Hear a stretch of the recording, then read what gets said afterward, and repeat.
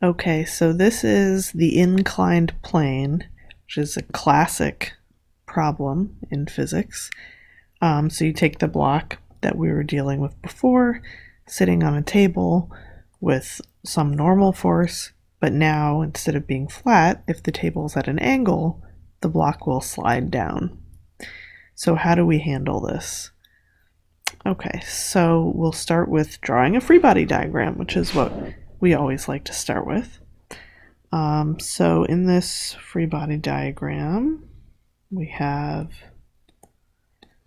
force of gravity pointing down, and then the normal force, again, always points perpendicular to the interface between the two surfaces.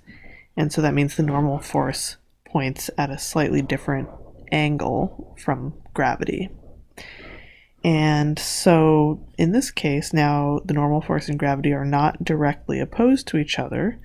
So there is a net force on this, and that causes the block to accelerate down the ramp or down the inclined plane.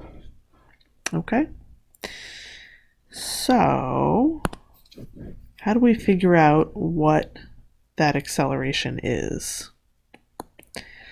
So like we would normally do, we want to find the net force, then we can find the acceleration. In this case, there's a little bit of a trick when you're dealing with an inclined plane that makes it a little bit easier.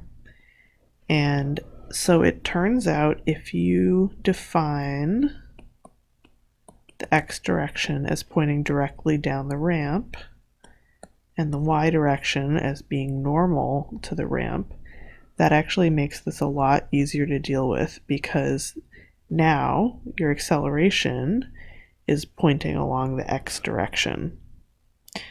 And instead of having some component in x and some component in y. And so it turns out it's much easier when you only have to worry about acceleration in one direction.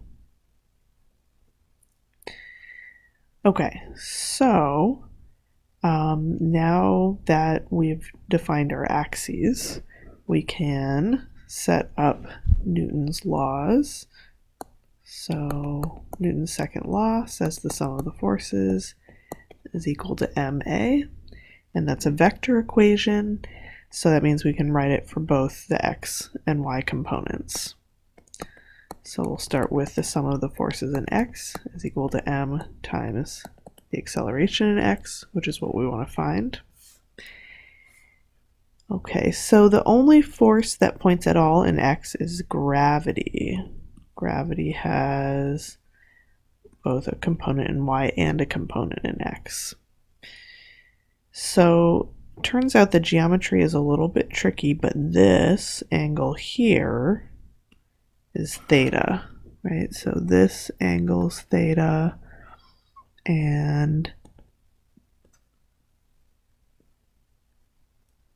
so if this is normal to that, then this is 90 minus theta. And then if you draw gravity pointing down there, then you can show that this angle here must be theta, right?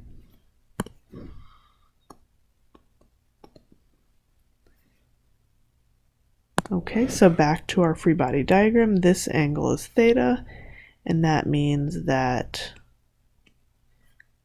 the x component of the gravitational force is mg sine theta. And that has to be equal to ma, because all the acceleration is in the x direction. So what we find is that the mass cancels out, and the acceleration of this mass down the ramp is just g sine theta. Okay. So far we only looked at the sum of the forces in the x direction. We can do the same thing in the y direction. So the sum of the forces in the y direction is equal to MAY. But in this case, we have no acceleration in the y direction. And so all we find is that the normal force minus the y component of gravity, which is mg cosine theta, has to be equal to 0. And that allows us to calculate the normal force if we're interested. In this problem, we're not asked to do that. Okay, so, we did these two. So next, we can calculate for part C, how long does it take the mass to slide down a ramp of length L starting at rest? Okay, so we can just say x equals 1/2 at squared, right? So that means that t is square root of 2x over a, or square root of 2l over g sine theta. Right. If you recall, for free fall, a was just equal to g, and the time that it took for something to fall a certain height was just square root of 2h over g. And so the difference here now is our acceleration, instead of being g, is g sine theta, so it's some number less than g, and now our time also has a sine theta in it right there. Okay. So part D and E just ask us to do some reasoning about certain limits. So, whoa, I don't know why that changed colors. So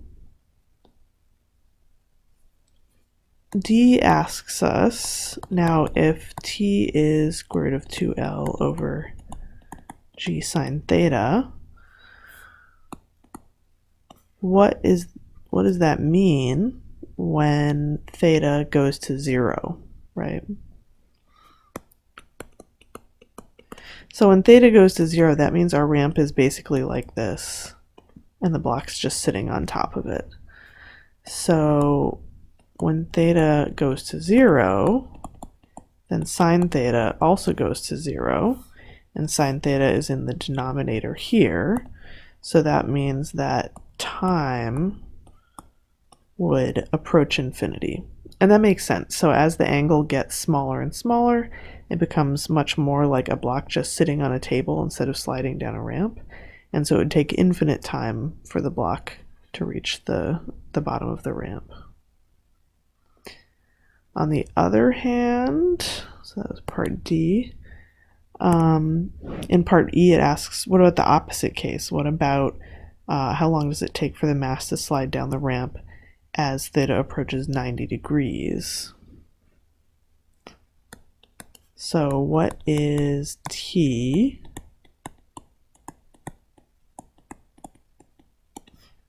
when theta approaches 90 degrees? And in that case, we have this, right? This is 90 degrees. And the block is like this, so it's going to slide down really fast. So when theta approaches 90 degrees, then sine theta approaches 1. And then the time is just going to be square root of 2l over g. And if you recall, that's actually the same equation that we got for the time it takes for an object to fall in free fall a height h or l. And so that makes sense if the ramp is no longer a ramp but just a vertical incline, then the block will just fall down as if it's in free fall.